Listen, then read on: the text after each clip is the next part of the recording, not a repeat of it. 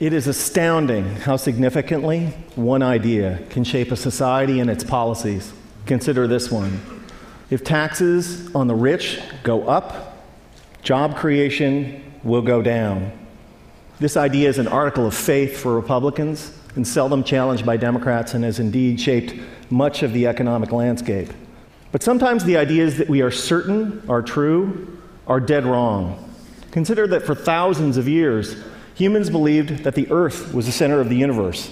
It's not, and an astronomer who still believed that it was would do some pretty terrible astronomy. Likewise, a policymaker who believes that the rich are job creators and therefore should not be taxed will do equally terrible policy.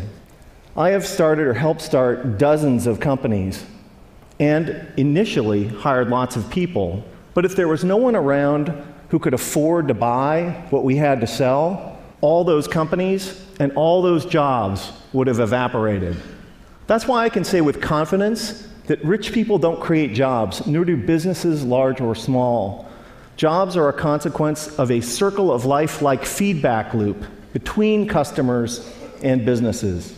And only consumers can set in motion this virtuous cycle of increasing demand and hiring. In this sense, an ordinary consumer is more of a job creator than a capitalist like me.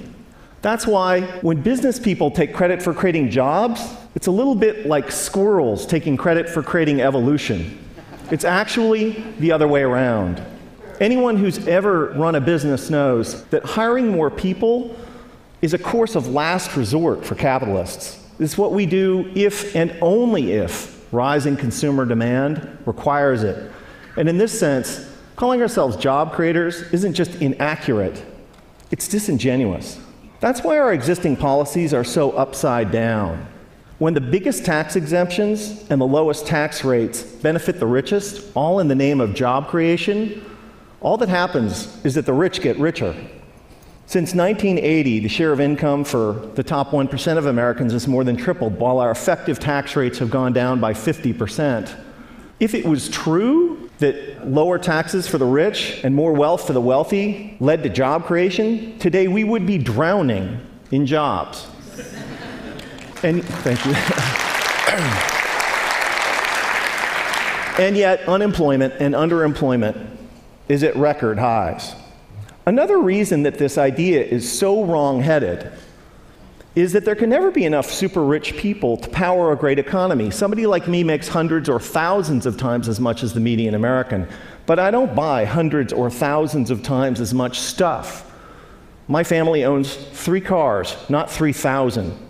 I buy a few pairs of pants and shirts a year like most American men. Occasionally we go out to eat with friends.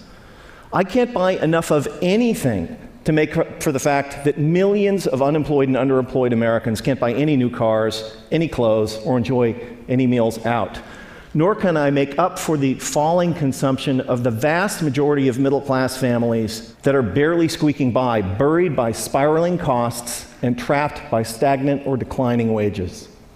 Here's an incredible fact, that if the typical American family still retained the same share of income that they did in 1970, they'd earn like $45,000 more a year. Imagine what our economy would be like if that were the case.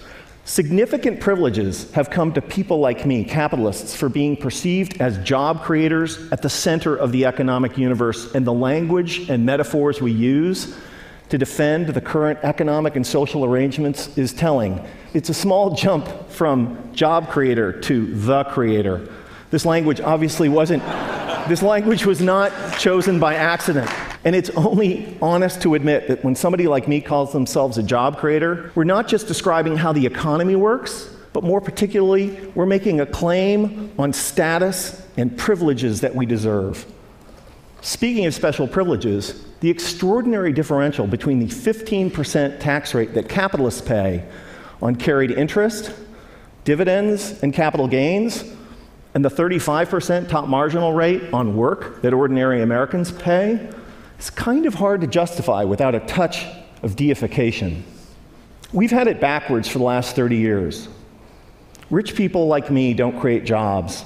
Jobs are a consequence of an ecosystemic feedback loop between customers and businesses.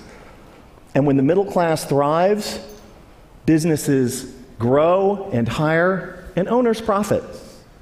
That's why taxing the rich to pay for investments that benefit all is such a fantastic deal for the middle class and the rich. So, ladies and gentlemen, here's an idea worth spreading.